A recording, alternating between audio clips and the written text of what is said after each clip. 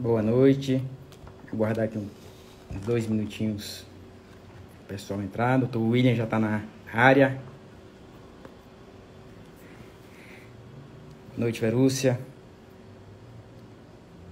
Boa noite, Anne. Tudo bem? Já vou começar aqui a bater o papo com o Dr. William, porque a gente tem muito assunto. Hoje o assunto é muito interessante e tenho certeza que a informação vai ser importante para muita gente. Já estou aceitando aqui o pedido do doutor.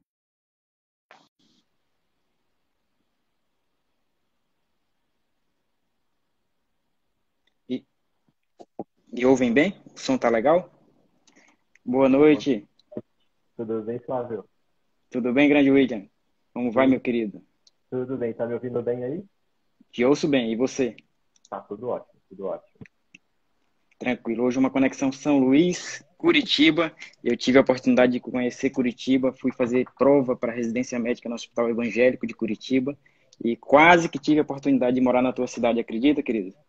Acredito, acredito. É uma cidade muito boa, muito boa. Frio, mas é muito boa. Uma qualidade de vida bem boa. O pessoal está entrando para acompanhar nosso bate-papo de hoje. Eu quero aproveitar muito esse bate-papo de hoje. Te usufruir muito para que você compartilhe o seu conhecimento, a tua vivência com uma situação tão delicada que é com relação à doença do silicone e ao explante de prótese. A gente sabe que a gente tem uma febre nas últimas décadas aí de aumento do uso de próteses mamárias especificamente, mas também de outras, nos quais a gente usa o silicone como matéria-prima nesse tipo de situação, como corpo estranho ao nosso organismo. E eu te considero, William, um cirurgião plástico que veste essa camisa aqui no Brasil e um dos principais nomes no que se refere a explante de silicone e o modo como você trata disso, uma situação tão delicada para a mulher, eu acho realmente muito humano, muito importante essa delicadeza de acreditar nos sintomas de quem te procura por esse motivo. Eu vou me apresentar e depois eu vou pedir para que você se apresente. Então, para o público do William, eu sou médico clínico, sou médico nefrologista, gosto muito de estudar medicina baseada em evidências e nesse prisma de medicina baseada em evidência, a gente teve uma discussão calorosa há pouco tempo atrás, num grupo de médicos que a gente tem, sobre a doença do silicone. E aí eu descobri o teu trabalho, através das redes sociais, descobri o teu trabalho, vi realmente que era algo diferente do habitual, no que o que eu vi diferente, William? Você, além dos benefícios de determinada conduta, você pauta muito no risco, você pesa muito na balança, e isso é muito importante quando a gente fala em um procedimento eletivo como uma prótese de silicone. Antes da gente adentrar no tema, que vai ser muito importante, eu queria que te apresentasse. Boa noite a todo mundo. Obrigado pelo convite, Flávio, né? É uma honra estar aqui participando dessa live. Estou estreando, então você está me debutando aqui nesse território das mídias sociais, com as lives. Agradeço todo mundo que está participando aí ao vivo com a gente. Eu sou cirurgião plástico, fiz toda a minha formação aqui em Curitiba, no Hospital de Clínicas da UFPR. Faço explante já há 3 anos. É um grande aprendizado aí dentro desses 3 anos. No começo a gente nem chamava de explante, a gente chamava apenas de retirar a prótese por N motivos. E essa onda do explante também está crescendo cada vez mais. E é um perfil diferente de paciente que a gente está aprendendo a cada dia a como trabalhar com esse tipo de paciente, né? Eu acho que hoje a gente vai ter oportunidade, talvez até de tirar alguma dúvida. Meu áudio está abafado, estamos falando aqui. Está conseguindo me ouvir direito aí?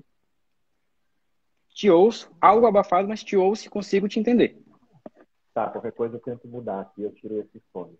É, Então, eu acredito que nessa conversa aqui, espera aí que está baixo mesmo. Deixa eu ver se eu consigo melhorar. Melhorou alguma coisa? Microfone, Débora. Deixa eu tirar do meu fone aqui, peraí. Eu...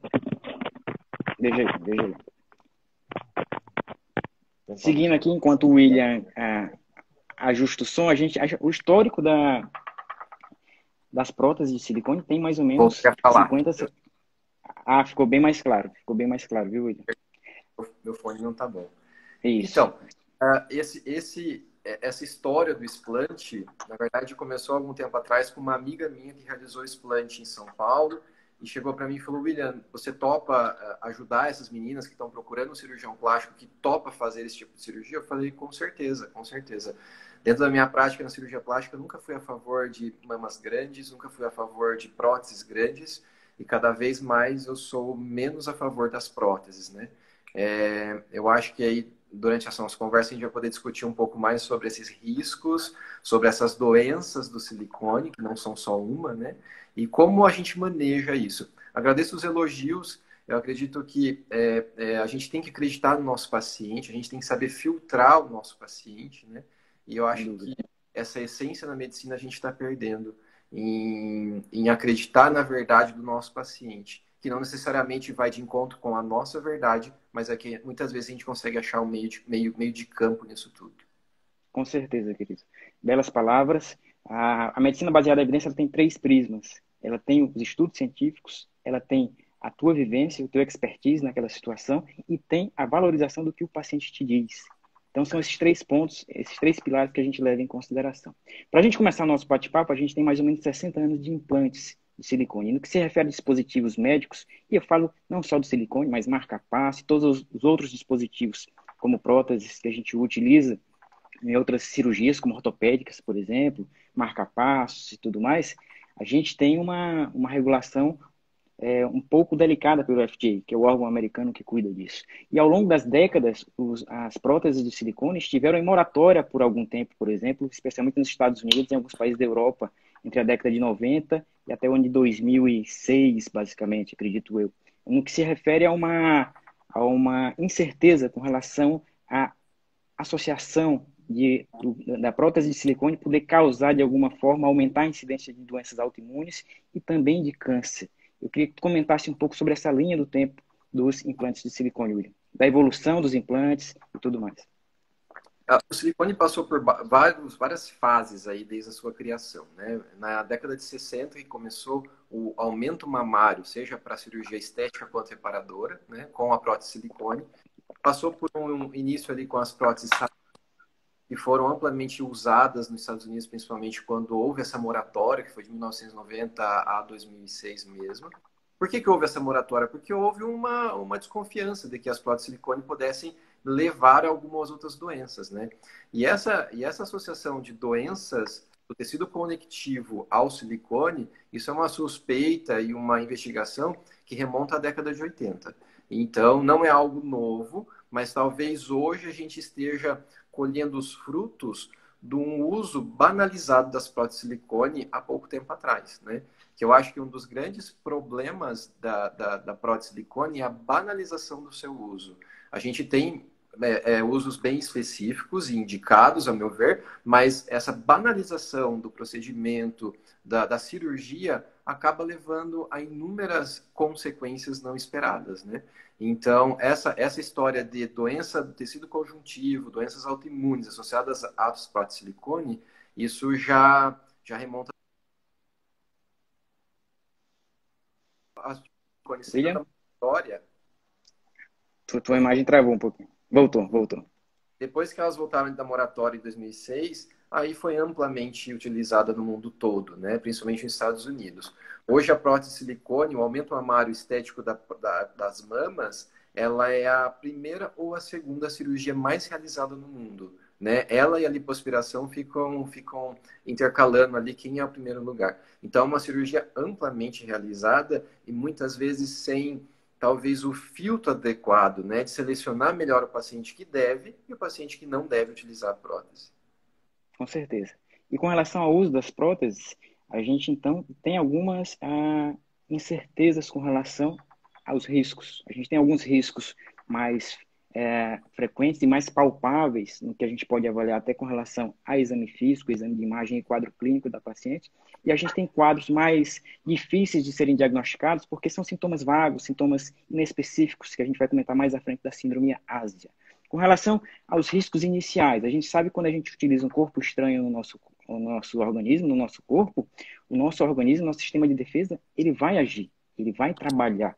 E o modo como o nosso sistema de defesa trabalha com relação ao corpo estranho, que é a prótese de silicone, em primeira avaliação, é a formação de uma cápsula em torno daquela prótese de silicone, uma cápsula fibrosa, com diversas fibrina, macrófagos e tudo mais, que gera um processo inflamatório local e gera uma ativação do nosso sistema imune de modo permanente.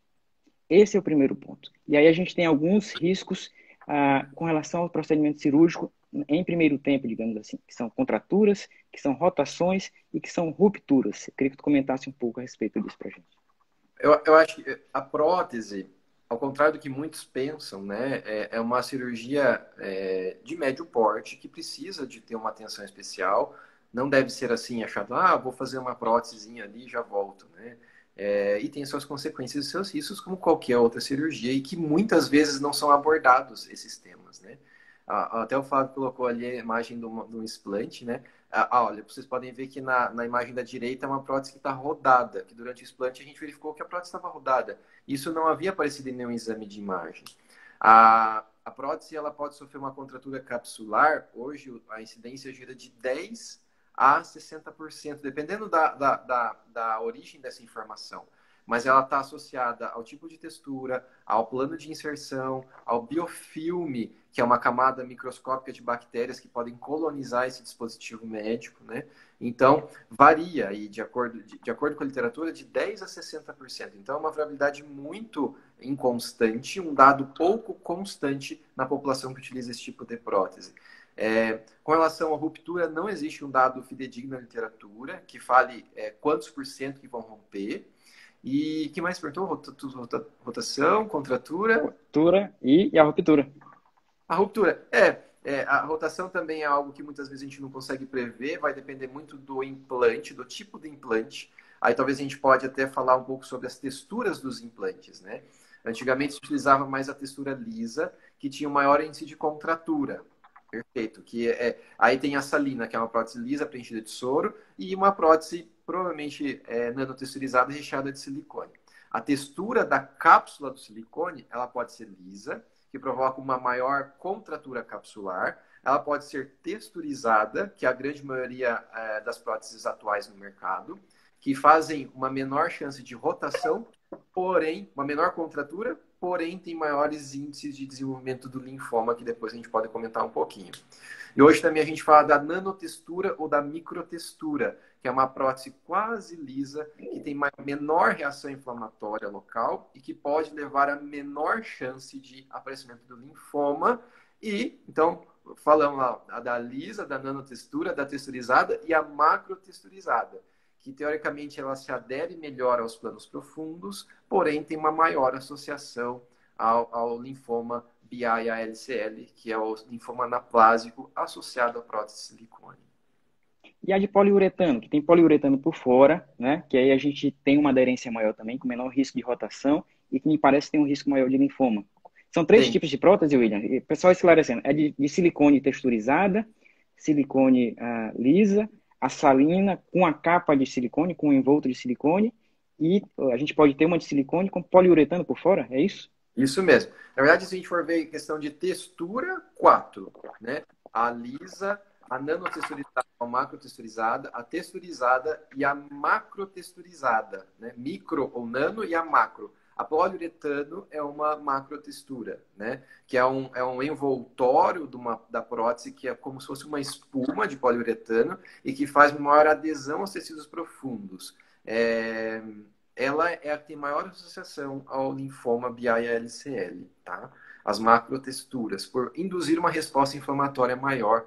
Mas aí acho que a gente fala um pouquinho depois disso aí. Isso, ok, combinado. Então a gente já falou dos tipos de próteses, né? E com relação, a gente sempre ouve falar, às vezes por diversos veículos de comunicação, que próteses são vitalícias e que você não precisaria trocar essa prótese ao longo do tempo.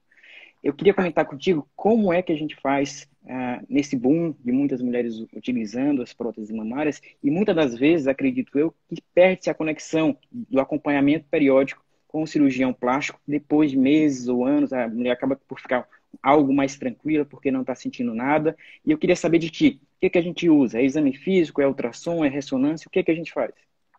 Na verdade, a prótese é uma cirurgia relativamente simples, com uma recuperação rápida, com um resultado estético geralmente satisfatório e bom, tanto para o paciente quanto para o médico. Então, é uma paciente que não volta no consultório. É uma paciente que, após ali 30, 60 dias, está tudo bem, está feliz da vida, ela não volta no consultório. Aí que eu acho que é a história da banalização do procedimento.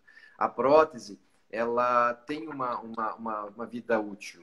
Não dá hoje para a gente falar que as próteses são vitalícias. Na verdade, elas têm uma garantia vitalícia pela empresa que fabrica. Mas a prótese não é vitalícia, nem a cirurgia. Eu comento com minhas pacientes, você chegou a parar para pensar que quando você colocou a prótese aos 20 anos, você realmente acreditou que, vamos falar assim, você vai morrer aos 90, você ia ficar 70 anos com a mesma prótese na tua mama?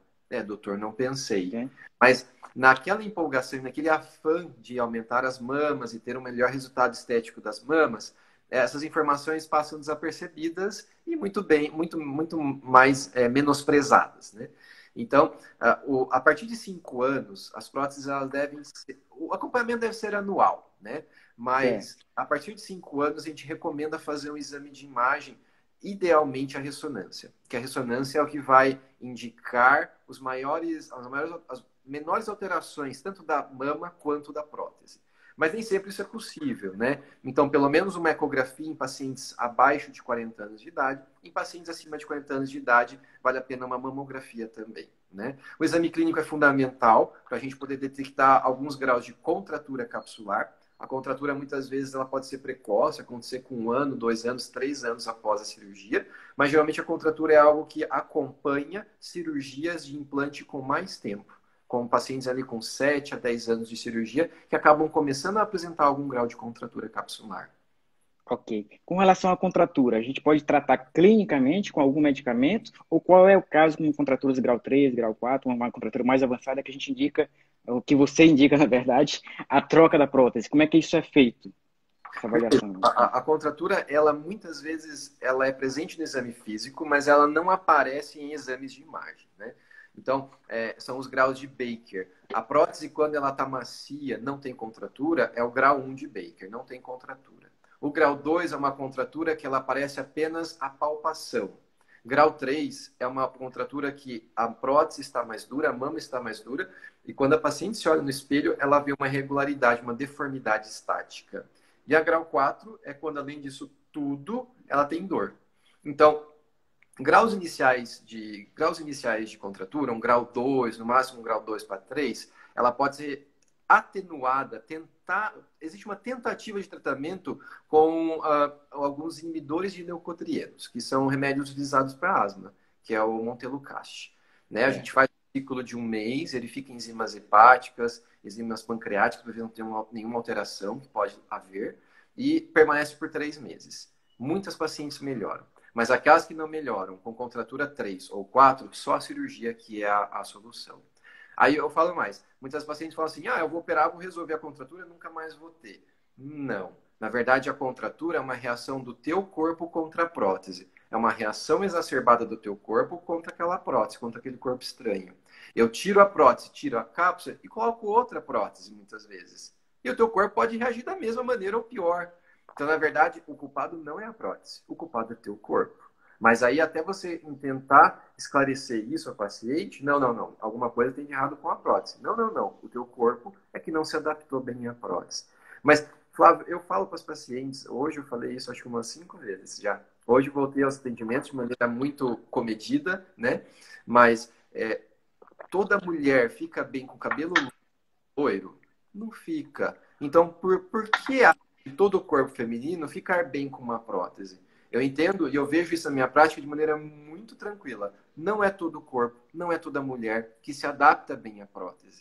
Tem paciente que põe a prótese e fala, doutor, é um desconforto, me aperta, eu vou abraçar as pacientes, eu não gosto do abraço, eu não gosto do toque, tenho dor. Então, veja, o explante passa por tudo isso, né? O explante, a gente leva em consideração, claro, os sintomas das doenças, claro, o linfoma, mas a falta de adaptabilidade do corpo feminino, daquela paciente em específico, às próteses.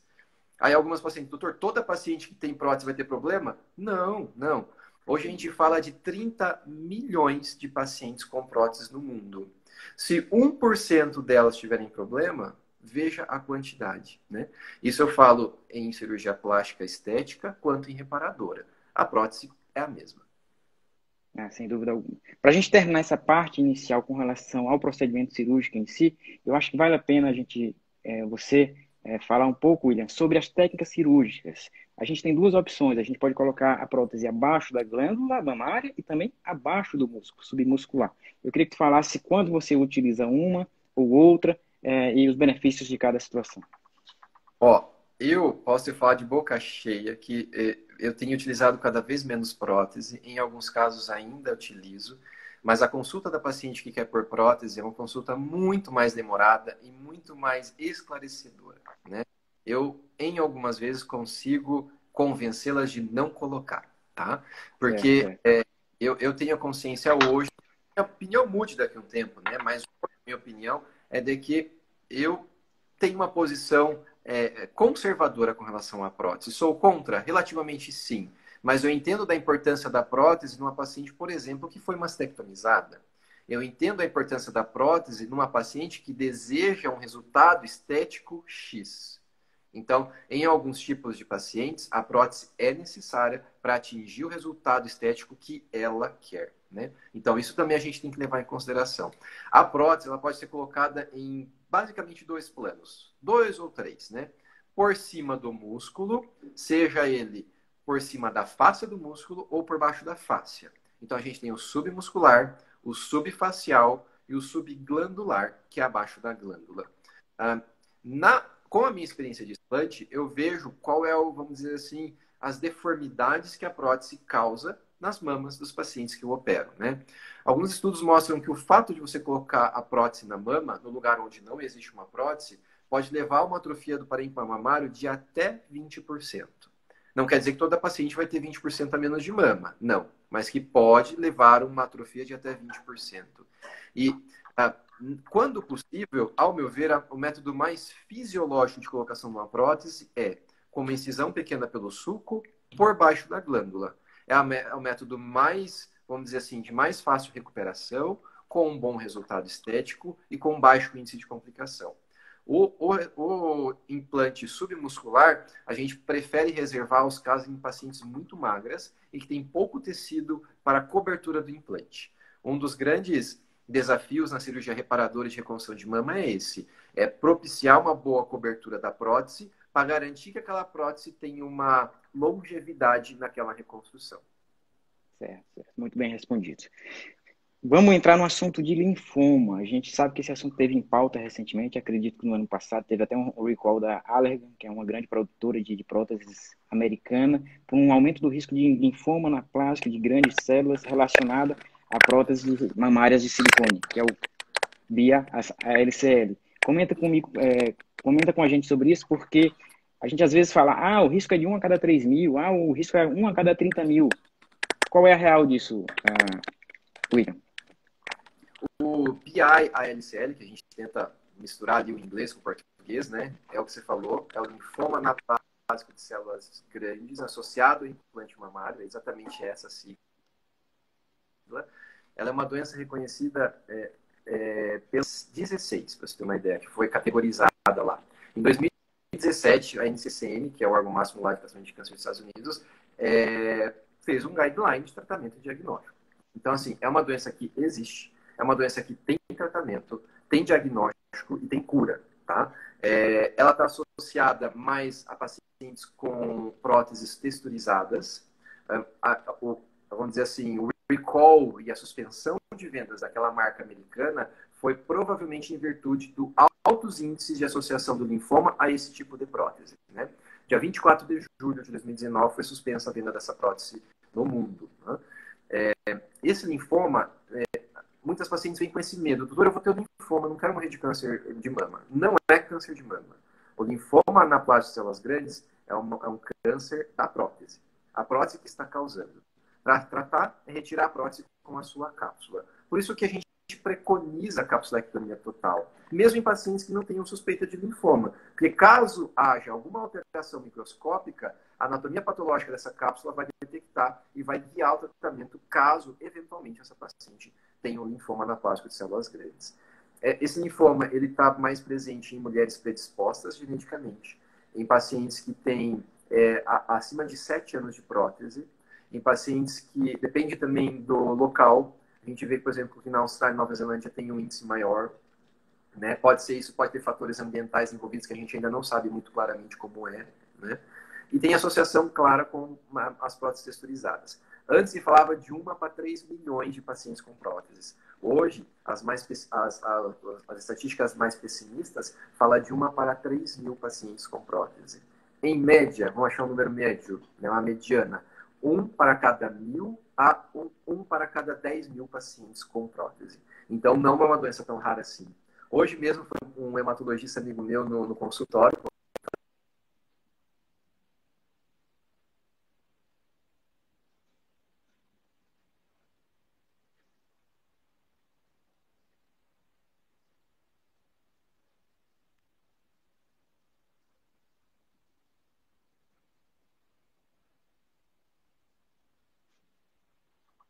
Isso, isso. Sem dúvida alguma. Isso eu ia comentar e você tirou as palavras da minha boca. A meu ver, subnotificada, realmente subnotificada. A gente sabe que esses desfechos negativos, às vezes, são subnotificados nesse tipo de situação. Tá chiando um pouco teu som. Não sei se é o teu ou é o meu, William, o som. Quem tá mudo? Eu? O teu áudio tá mudo. O teu tá mudo. Tá chiando o teu áudio. É, Agora melhorou. Eu tô te ouvindo também. Não sei o pessoal. O pessoal parece. Voltou o som. O teu.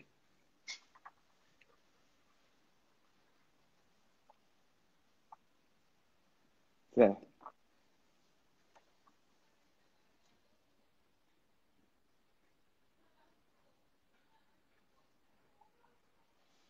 William, teu tá mudo.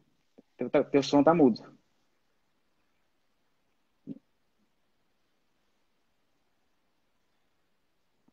Escutam o William, pessoal?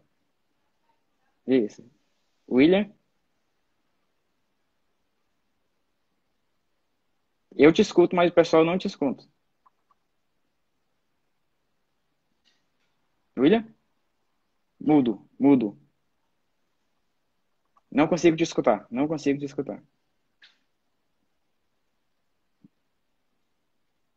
Mudo.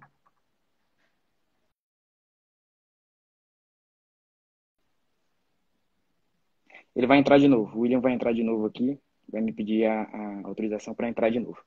Então, só para complementar aqui, com relação ao linfoma, a grande maioria tem excelente prognóstico, o tratamento é cirúrgico. E a principal apresentação do linfoma, tô aqui tentando tapar teu buraco, viu, William? A Voltei? principal, voltou. O som para mim tá ok. O Tá som bom, do William voltou, pessoal? Ok. Então, tá bom. só complementando aqui a questão do linfoma. E me corrija se eu estiver errado. A grande maioria tem excelente prognóstico, índice de cura acima de 95%. A principal apresentação é de seroma, ou seja, um seroma tardio, um líquido que aparece peri-implante. Você faz uma punção com uma agulha, manda para a citometria, para a citologia, e avalia a presença de CD30, que é um marcador específico desse linfoma de anaplásico de grandes células, para proceder esse diagnóstico. E aí o tratamento é retirar a prótese com toda a cápsula. É isso, William? Pronto, pode vir para cá, cara, trabalhar comigo. Resumiu perfeitamente. Na verdade, o final é o seroma tardio, que é o acúmulo de líquido periprótese após 1 ano de cirurgia, né? Esse é o principal sintoma. Então, muitas vezes tem lá um aumento súbito do volume da mama, associado ou não, trauma, tem que aspirar, tem que mandar material para análise. Não são poucos lugares que fazem essa análise. Esse material tem que chegar em tempo hábil para ser analisado. Então, não é tão simples assim diagnosticar. Por isso que eu te falei. Na verdade, é uma doença muito mais frequente do que parece, né? Mas ela é subdiagnosticada, subnotificada, subtratada. Existem, pelo último relato que eu li, eram 12 mortes no mundo, tá? Então, a incidência, a gravidade da doença, quando diagnosticada em tempo hábil, ela é perfeitamente curável, igual você disse. O índice chega acima de 90%. Mas pode ser que, às vezes, essa doença diagnosticada mais tardiamente necessite de radioterapia, quimioterapia e às vezes até um transplante de medula óssea.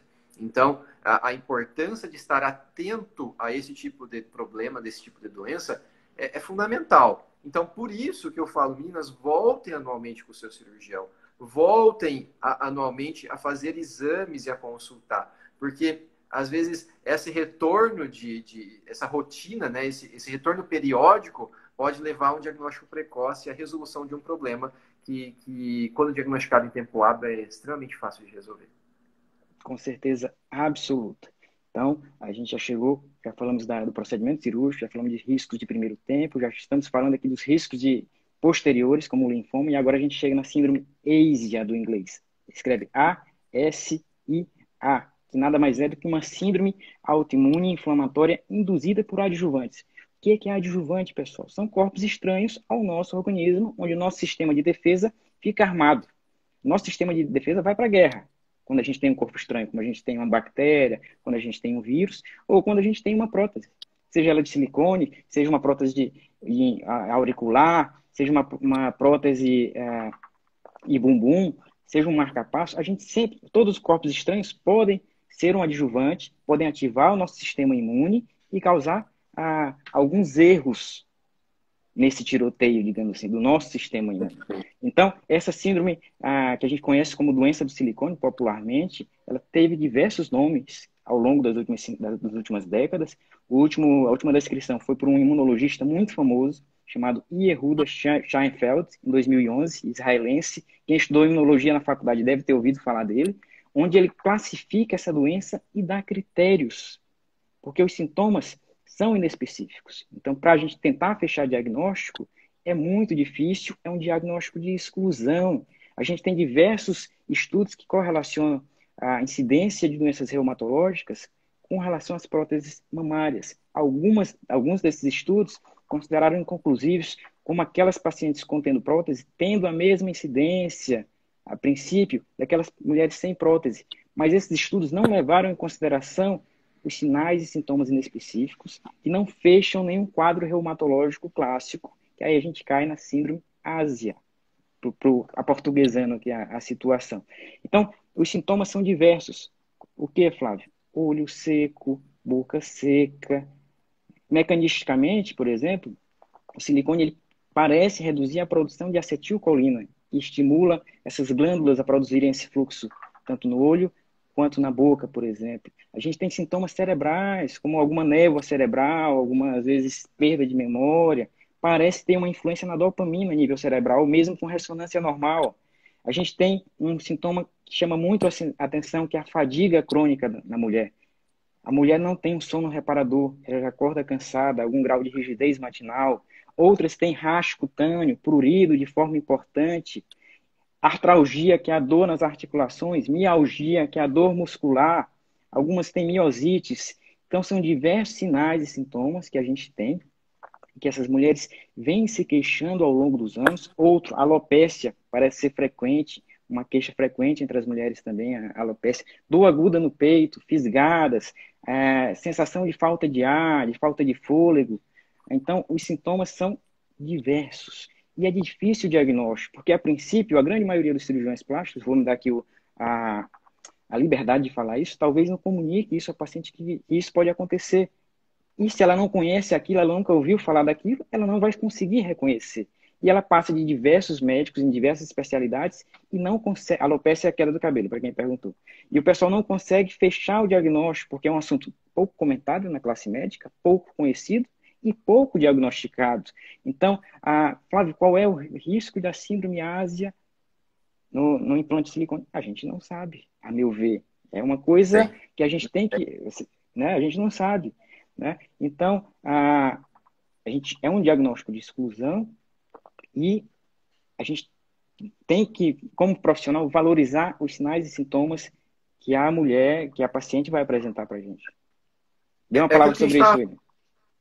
Igual que a gente estava falando, né? É assim, Flávio. Na verdade, quando eu comecei a fazer o explante lá 3 anos atrás, a gente não falava em linfoma, a gente não falava em síndrome ásia aos critérios diagnósticos. A gente não falava em capsulectomia total, enfim. Há 3 anos atrás a gente não falava nada disso. força do explante tomou alguma proporção tão grande, tanto fora do país quanto dentro, que essas coisas começaram a ser faladas mais abertamente. Hoje, já é pauta na consulta falar sobre o linfoma, falar sobre a sindromiase, né? E cada paciente vai atrás da informação e esclarecimento que for necessário. Acho que um grande exemplo dessa sindromiase, que foi divulgado até algum tempo atrás na mídia, foi de uma oftalmologista de Cuiabá, Sim, né, sim, que veio a falecer, sim, acho que ano passado, com sim. sintomas desencadeados, provavelmente pela prótese, né? Agora, é sempre aquela história, doutor, eu tenho prótese, eu vou ter sindromiase? Não. Existe predisponibilidade genética, existem fatores ambientais, existem inúmeros outros fatores que vão levar, talvez, a uma sindromiase. O que talvez a gente não possa generalizar é aqueles, né? Como eu costumo dizer.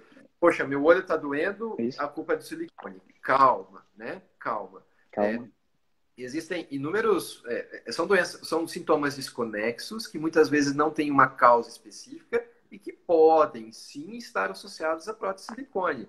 Aí muitos colegas, quando eu comecei a tirar prótese, falavam assim, ó, vai ficar assim? Semana que vem ela volta querendo colocar outra. Eu falei, não. Eu acho que a paciente que conversa comigo e eu explico os prós e contras do implante, ela não vai fazer isso, né? E eu te digo que nesses 3 anos de experiência com implante, eu te falo que há melhora real dos sintomas. No início, juro para vocês que eu achava que era psicológico, que não tinha nada a ver isso, enfim, não acreditava, era cético. Hoje, é aquela história. Você vem com o dedo doendo para mim, eu te passo paracetamol. Você volta semana que vem e falou assim, ó, William, parou de doer o dedo. Aqui eu atribuo ao paracetamol, né? Se você me fala assim, ó, a paciente veio com rasgo cutâneo, artralgia, dificuldade de sono, intolerância alimentar, queda de cabelo, olho seco, eu tiro a prótese, um mês depois ela fala, William, minha vida mudou, aqui eu atribuo isso tudo, né? É a medicina baseada em evidências. Te digo que E isso tem nome, é critério de Bradford-Hill, é um princípio de causalidade. Se você tem uma situação, você tira um fator e aquilo deixa de existir, praticamente está provado que o fator causador foi aquele fator que você retirou. Aí alguns colegas falam, mas é psicológico. Claro que tem fator psicológico. Nossa vida é permeada por fatores psicológicos. Eu sei que quando eu fico estressado, tenso, meu estômago dói. É psicológico, é somatização. Mas se a gente tira talvez um fator estressor, algo que não está mais fazendo, não tenha mais necessidade naquele corpo feminino, que a paciente entende que sem aquele implante a vida dela provavelmente vai ser melhor, para que manter esse implante? Então, eu pauto muito minha conversa nisso de que, claro, existe o sintoma? Existe. Existe uma possível melhora? Sim. Mas a gente tem que entender o contexto atual da vida da mulher, que ela não necessita mais essa prótese. Eu me preparei para essa live, inclusive, estou tomando um vinho para ficar mais tranquilo. Eu tô com água com gás. Eu já tomei Que água com uva que gás. você...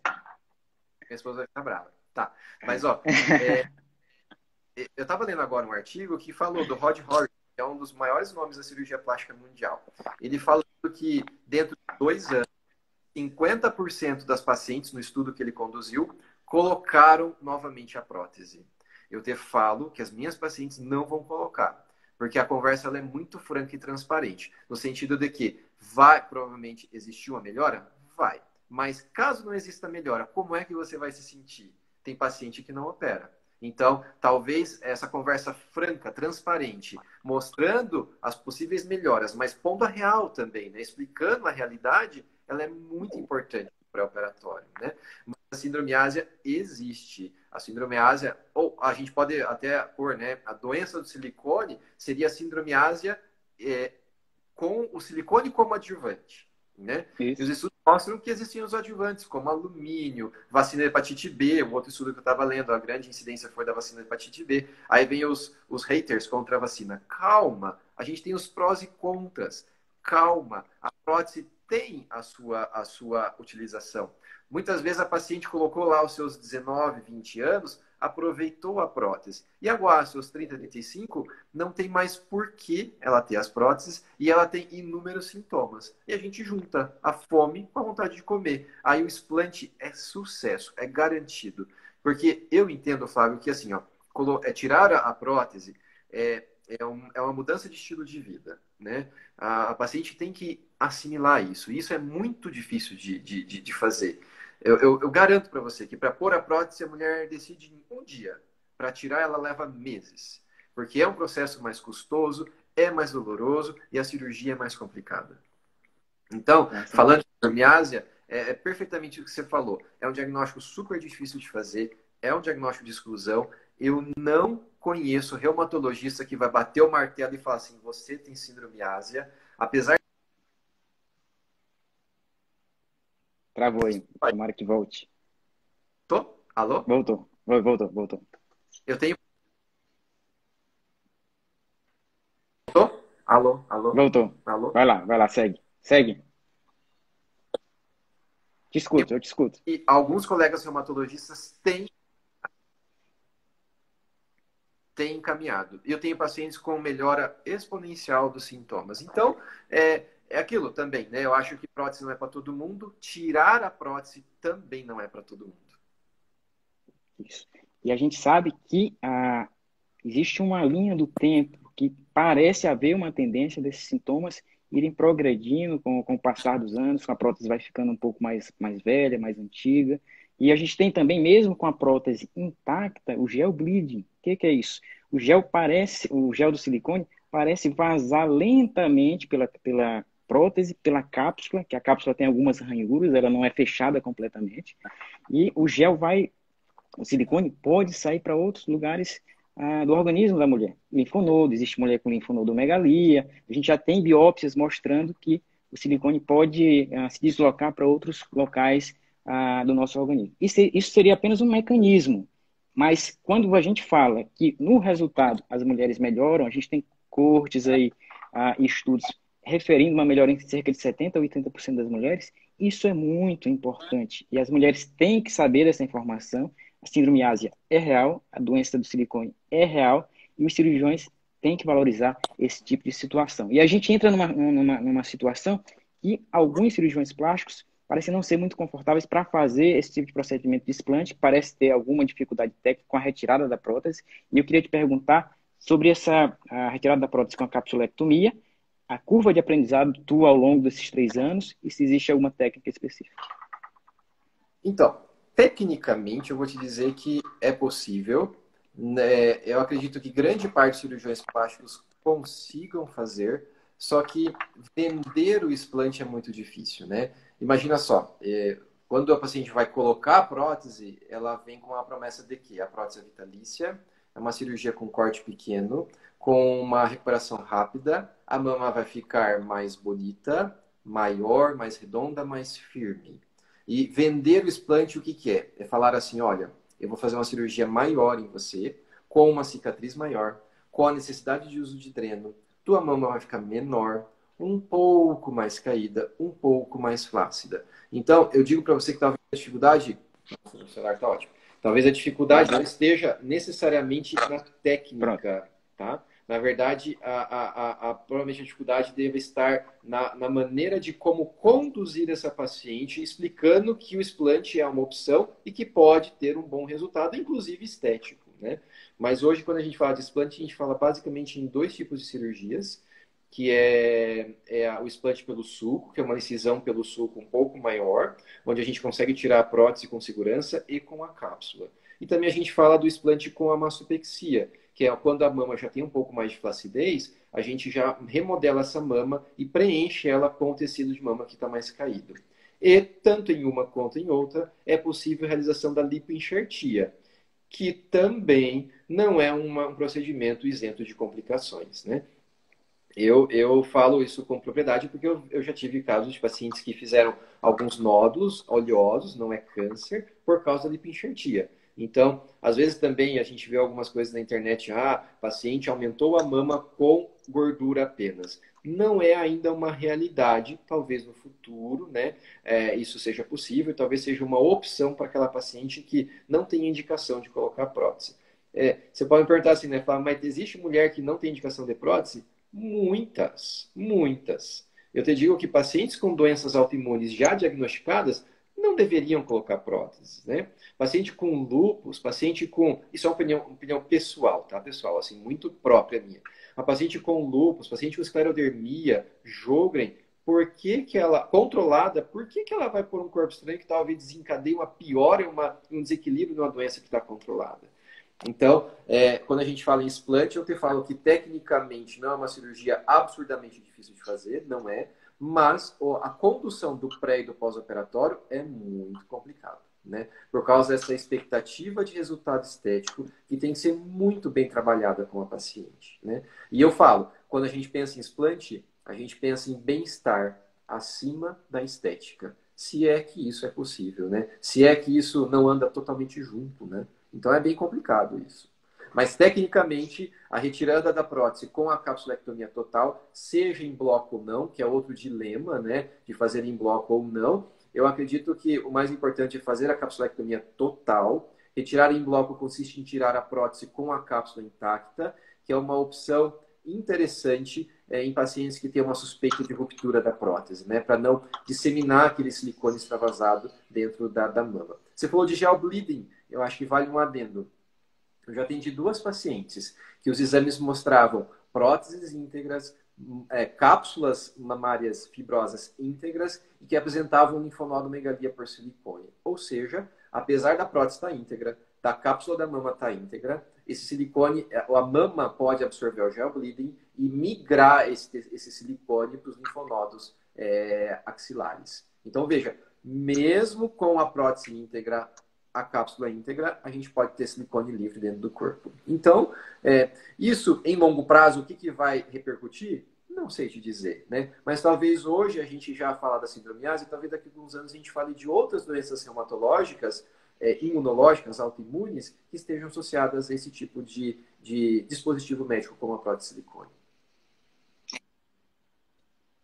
Isso é muito importante a gente frisar, pessoal, porque é o seguinte, dispositivos médicos têm uma regulação, às vezes falha pelo FDA, pelo órgão americano, porque a gente não sabe, basicamente, os riscos que estão envolvidos a médio e longo prazo. A gente não houveram estudos a longo prazo em mulheres, em cobaias, para que a gente tivesse um resultado ao final disso e dissesse, é segurança. A gente fez um ensaio clínico randomizado, que é a melhor evidência disponível. A gente não consegue fazer isso com dispositivo médico. Então, a gente vai vendo as consequências ao longo do processo, ao longo dos anos, e isso, por exemplo, há poucos anos, o William falou, foi descoberto a associação com o linfoma, que antes a gente não tinha essa informação. Exatamente. Procede, William. A associação com o linfoma, acho que o primeiro caso foi em 2011, se eu não me engano, e a OMS regulamentou isso, identificou como associação, né, em 2016. Então, é algo extremamente recente, né? Quantas pacientes, talvez, no passado não sofreram com linfoma que não foi feita essa associação, não foi feito esse link com a prótese de silicone, né? Então, a gente tem que utilizar essa informação. Eu acho que muitas pacientes falam, uma coisa é você colocar uma prótese de silicone sem nenhuma informação. Ou então, né, colocar lá na inocência, achar que a prótese é vitalícia e que não vai trazer nenhum problema. Eu acho que a consciência dos riscos a que você está se submetendo é muito importante. A paciente que fala, olha, eu sei que pode dar linfoma, eu sei que pode ter sindromiase, mas mesmo assim eu quero. Aí, né, eu acho que a gente tem que ponderar bem. Eu te falo que mesmo assim, eu tô, como diz uma paciente minha, doutor, até quando você vai vender Coca-Cola, né? Eu falo, eu não sei.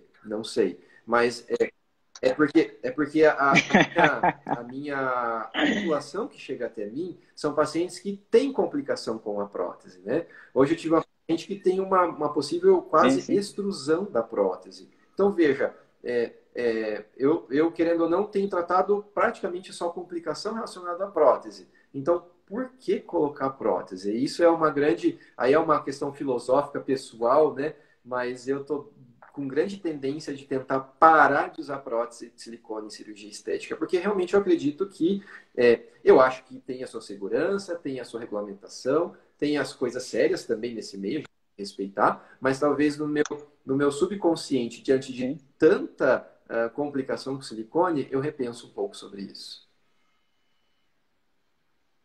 Essa é realmente uma questão filosófica, é importante a gente frisar que há uma tendência de alguns cirurgiões plásticos, inclusive, como o William frisou, não fazerem mais implantes, só trabalham com explantes. Só trabalham com as complicações e nessa conversa explicando toda a situação com a paciente. Procede, William. Uma informação que é importante, eu sei que tu recebe pacientes de todo o Brasil em Curitiba, né? Tu é uma referência nisso, e muitas devem estar curiosas de como é esse processo dessas pacientes que vão até você. Quantos dias de recuperação, quantos dias para voltar de avião para casa, como é que isso funciona, William? Eu sei que diversas mulheres devem estar ansiosas nesse momento por conta da pandemia, que não conseguem chegar até Curitiba para fazer os procedimentos. Eu tive aí, a minha última cirurgia foi dia 20 de março, né? Depois disso a gente parou totalmente. Eu só mantive cirurgias reparadoras pós-câncer imediato, reparações grandes, mas as cirurgias eletivas, como o explante, na maioria das vezes, elas foram suspensas, né? A gente cancelou 14 procedimentos, então existe aí uma demanda reprimida desse tipo de paciente que quer explantar, a gente vê no Brasil inteiro. Eu agradeço muito a confiança, eu falo para os pacientes, é uma honra receber uma paciente, às vezes até de fora do país, para operar comigo, né? Eu falo, não tem nada demais. Hoje uma paciente falou, doutor, o senhor é celebridade. Eu falei, celebridade o caramba, não tem nada de celebridade, não tem nada de celebridade, nada disso, né? Eu acho que a questão é essa, assim, de você chegar, entender a queixa, saber que aquela paciente tem indicação ou não ao explante e saber lidar, principalmente com as complicações pós-operatórias do explante. As pacientes que vêm de outras cidades, de outros países, elas geralmente chegam ali 2 dias antes da cirurgia. Há toda uma preocupação com relação ao uso de meias compressivas, porque também, né, você pode fazer um trombo em membro inferior no pré-operatório, né? Então, essas pacientes chegam alguns dias antes, passam com consulta presencial, mesmo aquelas que fizeram uma teleconsulta comigo, né? Então, a teleconsulta agora a gente sabe que está, vamos dizer assim, parcialmente regulamentada pelo CFM, pelo Ministério da Saúde, mas a gente utiliza isso da melhor maneira possível. Eu acredito que a telemedicina é algo que tem que ficar, que tem que ser mais regulamentada, mas que deve ser utilizada, né? É uma maneira da gente utilizar a tecnologia a nosso favor. Então, essas pacientes comigo por Instagram, Facebook, WhatsApp, a gente já faz uma pincelada sobre o explante, sobre os aspectos estéticos da cirurgia e complicações. Elas chegam aqui 2 a 3 dias antes, passam em consulta presencial comigo, passam em consulta com anestesista, operam e geralmente no começo tem uma paciente que ficou 35 dias aqui em Curitiba. Aí ela, doutor, né? Eu já fui no parque tal, no parque X, no parque Y, conheço todos os shoppings, já fui para Morretes, posso ir embora? Falei, pois é, já podia ter ido antes, né? Então, hoje a gente recomenda de 10 a 15 dias no todo, assim, né? Pensando na chegada, no pós-operatório. Por quê? Porque são provavelmente nesse intervalo de tempo que acontecem as principais complicações. Já tive algumas complicações em que demoraram mais de 15 dias para se resolverem? Com certeza. Mas são complicações menores e que a paciente consegue lidar comigo à distância, né? Então, isso é bem importante. Essa dúvida aí é fundamental. Algumas falam assim, doutor, eu tenho uma da Suíça que quer vir. Eu falei, olha, 30 dias para viajar, né? Não existe nenhum dado concreto na literatura que me fale, olha, avião só depois de 30 dias. Mas eu acho um tempo razoável. Ainda mais porque ela, se tiver alguma complicação, em 30 dias ela já vai ter algo bem controlado e ela vai poder voltar ao seu país de origem, né? Que aí é diferente do que operar uma paciente de Florianópolis, de São Paulo. E ainda dá tempo de tomar um vinho lá na Santa Felicidade, no Velho Madaloso, Dá né? pra fazer Tomar um bom turismo, vinho. dá pra fazer turismo ainda. William, a gente está chegando na reta final aqui da nossa live, a gente já está com 53 minutos, acho que a gente teve uma audiência maravilhosa, as mulheres participando, as mulheres perguntando. Eu me sinto realmente um privilegiado de estar aqui contigo na tua estreia das lives, você que faz um papel muito importante com relação a esse tema da doença do silicone, do explante de silicone. Você é um dos poucos cirurgiões plásticos do país que faz esse papel. As mulheres precisam dessa voz, precisam da divulgação dessa informação, porque pouquíssimos profissionais fazem isso. Eu conto os cirurgiões plásticos que eu vi comentar sobre doença de silicone nas redes sociais nos dedos de uma única mão. Então, você realmente está de parabéns pelo ser humano que você é, pelo trabalho que você realiza, pelo excelente profissional que você é e por valorizar aquelas pessoas que te procuram, aquelas pessoas que te mandam mensagem pela rede social e acreditar nos sintomas, acreditar na mudança dos sintomas após prótese mamária. Isso é muito importante. E essa tua experiência depois de 3 anos explantando, vendo a evolução dessas pacientes, é algo sensacional, é algo que te engrandece, é algo que as mulheres de todo o nosso país precisam de ter acesso a essa informação. Então, eu queria te dizer que eu sou um privilegiado de poder estar aqui contigo, fazendo esse papel, e talvez sendo a voz de muitas mulheres. Fiz perguntas aqui que diversas queriam fazer. Fui estudar o tema para que a nossa live fosse a mais informativa possível. Eu acho que essa live é um serviço de utilidade pública. A gente não está aqui para vender a medicina, a gente está aqui para ajudar as pessoas, para ajudar você que está aí do outro lado, que está sofrendo ao longo dos anos com uma prótese de mama. Você tem 5 minutos para fazer suas considerações finais. Porra! Vindo, tá meio parado. Tô ouvindo. Travou, peraí. Peraí que eu não tô escutando. Tá mudo agora. Mudo total. Alô? William? Não.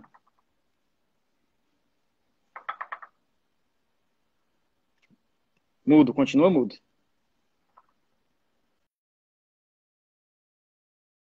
De novo?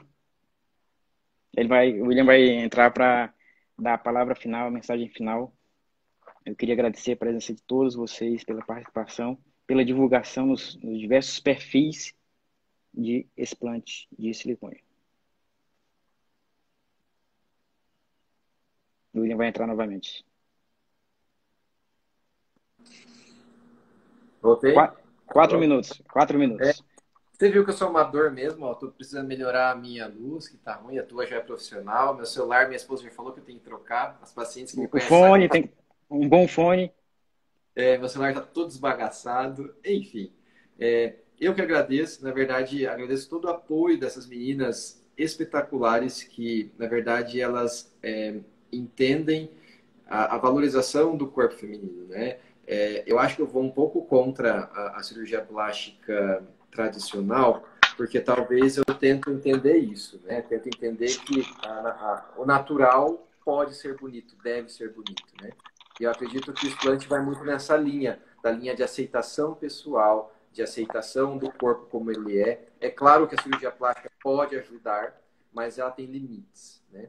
Então a gente tem que saber muito bem dos limites. A cirurgia plástica ela tem as suas limitações e a gente tem que respeitar principalmente as limitações do corpo humano. Então, eu fico muito agradecido pela audiência, pelas meninas. Vi muitas pacientes queridas aí comentando, né? Espero revê-lo em breve, né? Em outras lives, em outras oportunidades. Aproveito para falar que eu já estou marcando outra live com uma cirurgiã plástica amiga, em que a gente vai falar pontos e contrapontos da prótese de silicone. Convido todo mundo a participar semana que vem. Para também passar essa real, né? Ela é a favor de prótese, eu sou relativamente contra, então vamos achar um meio termo nisso tudo e vamos orientar essas pacientes com mais informação precisa sobre prótese de silicone para que ninguém caia em pegadinha de pessoas talvez com um caráter duvidoso. Obrigado, um grande abraço aí a todo mundo, né, em São Luís do Maranhão. O que seria né? Hoje a gente está do outro lado do país falando como se estivesse um do lado do outro. Obrigado mesmo, Flávio. Conte comigo por tudo que precisar aí com relação à cirurgia plástica de uma forma geral. Mas obrigado também por abrir esse espaço para falar sobre explante de silicone, sindromiásia e linfoma. Gente, agradeço a todos. Acho que a informação foi passada, acho que nosso objetivo foi atingido. A gente tentou passar essa informação da forma mais simples e didática possível para que vocês pudessem entender o que pode passar com o corpo de vocês. A gente tenta explicar. Tudo em medicina tem benefícios e riscos. A gente tem que colocar na balança e tomar a decisão compartilhada com o paciente. Isso é medicina feita de verdade. Uma medicina com foco no paciente, não na doença. Com foco no bem-estar e não no procedimento cirúrgico em si, tá bom? Um abraço a todos, fiquem com Deus, boa noite. Boa noite.